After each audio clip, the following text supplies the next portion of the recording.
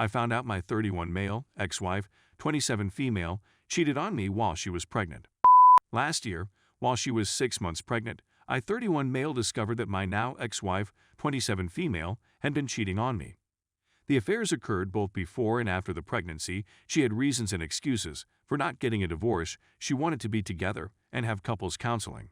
I advised her to go ahead and receive treatment, but infidelity was a deal-breaker for me, so we divorced. She moved back in with her parents, who had ample space to build up a nursery, and gave my ex the guest room since the home was mine when we married. My wife has our daughter Sunday, Wednesday, and the original plan was for her to drop her off at daycare on Wednesday morning, and my nanny would pick her up around noon and bring her back to my house, where my daughter would stay with me until Saturday night or Sunday morning, depending on what worked best for everyone. Then my ex stated she feared the daycare was misplacing some of the items she was bringing in for her to bring to my house, since our daughter had come home a few times without certain bottles or her binky. So ex stated she wanted to drop our kid off at our home straight to ensure that all of her belongings arrived at my place. So she began bringing her up from daycare and dropped her off here during her breaks. On Wednesdays and Fridays, I work from home. Nevertheless, I'm working. It was usually about 12:30 when ex started dropping Nadine down at my place. Since I was in my office working, my daughter's nanny, lovely elderly woman from Barbados, not sure of her age but I'd estimate late 50s, 60s, was the one to open the door for my ex and remove my daughter and her belongings. When she arrived, ex said that she wanted to meet with me personally. She felt like she was dumping a lot on the nanny and didn't want her to forget to tell me anything, she said. I'd be lying if I claimed I didn't have animosity and hate against my ex. But I don't want my daughter to see that. So when I speak to my ex, I try to be as emotionally equal as possible, just talking about topics that are relevant to my daughter and nothing else. After today's drop-off, Nadine's nanny carried her upstairs to change her diaper, which she did herself. When my ex inquired as to how I was doing, I said that I was fine and thanked her before returning to my workplace. She sees herself out. She used to live there. You know what? I'm starting to get very tired of your foolishness, she exclaims as I walk away. After asking her what she was talking about, she erupted in rage, claiming that I was emotionally manipulating her by being cold and distant, that she shouldn't be punished forever for her crimes, and that hating her was the same as hating my child. I waited until she had finished her raving before instructing her to go. I feel that the best course of action for me is to avoid any more engagement with her and to cease seeing her for drop-offs at the school. Nevertheless, I was expecting to get any additional perspectives or opinions on the matter from you if you happen to have any. After realizing that wife had cheated, I decided to have a paternity test done, and the results showed that my child was really mine. Update. In the first place, I'd want to convey my appreciation to everyone who has taken the time to offer their support, sympathies, and advice. Despite the fact that I didn't have time to respond to all of the comments, I did read and appreciate each and every one of them. It was suggested that you read the following article. It was suggested to me that I check out a website called Talking Parents, which I believe will be a helpful resource for both my ex-wife and myself. The one thing I have to remind myself on a regular basis is that the unpleasant and betrayed feelings I have for my ex-wife would most likely fade in 5 or 10 years, but that a hostile relationship between the two of us would have a long-term impact on our daughter.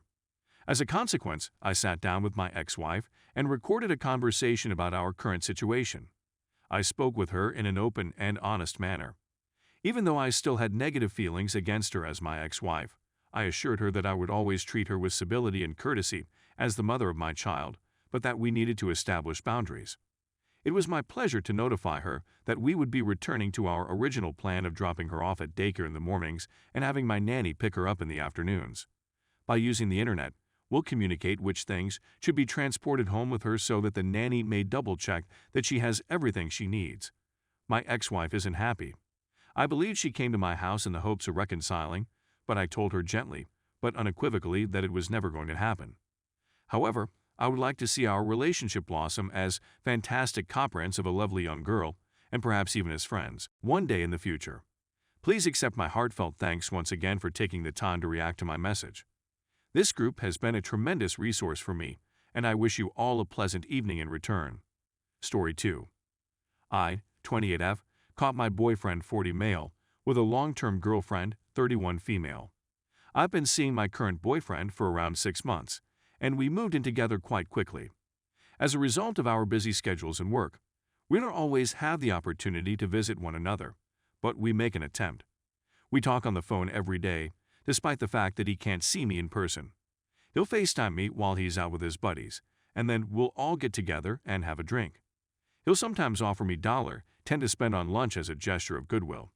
He addresses me as Mrs. his last name, and we've even discussed the possibility of moving in together. In any case, we've always maintained an exclusive and monogamous relationship. Something, though, didn't feel quite right. Somehow, I had a gut sensation that something was wrong, but I couldn't put my finger on it. Everything seemed to be in working condition. Spoiler alert, that seems to be the case for the vast majority of abusers and frauds.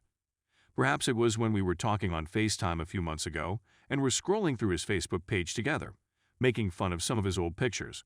I came upon a picture of him and what I supposed to be his ex-girlfriend, and I was intrigued. I'm not very self-conscious, so the fact that an old picture of them was still available on the internet didn't worry me. However, it was his remark that took me completely by surprise. "What if we were still together?" says the author. "This is embarrassing.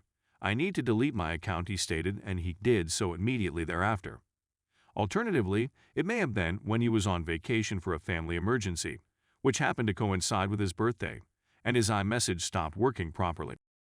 Looking back, I knew he blocked me because of this chick, and I was right. But isn't it odd that this happens? Whatever the situation may have been, I sought to reject it on the grounds that, well, maybe the divorce was still a sensitive subject for him. He acknowledged to me that he had been in a relationship with her on and off for many years. However, it did not correspond to what he had indicated before we began dating. During that time, he had informed me that it had just been a year, and that there wasn't anything really major going on. And it's possible that his iMessage stopped working throughout that trip. Even though I continued to give him the benefit of the doubt, I kept note of similar tiny inaccuracies like this throughout our relationship, just in case he did it again. There are a plethora of them. I couldn't tolerate the gut feeling any longer, so I gave in last night and messaged a close friend to request that this ex be added as a follower on Instagram, which he approved. By the time this morning came around, she'd come to terms with it. In the process of searching for photographs of them together throughout the years, and while we were together, we uncovered hundreds, and I mean hundreds, of images of them together. The instincts of a woman are not to be trifled with. What should I do if I find myself in this situation? I've never been in a scenario like this before, and I have a strong suspicion that she is aware of my presence, since I was unaware of her presence. This gentleman was involved in 2 full-fledged relationships behind both of our backs, and there were maybe others before me. As far as I'm aware, I've been exposed to gaslighting as well as more than likely a range of other sorts of abuse. However, she seems to have gotten the worst of it since she appears to be madly in love with him and has been for years. This is something I want her to understand since he did this to us behind our backs while being sympathetic to her feelings. I have a plethora of proof, which includes messages, images, films, and several other types of information. My boyfriend is completely oblivious of the fact that I am aware of this,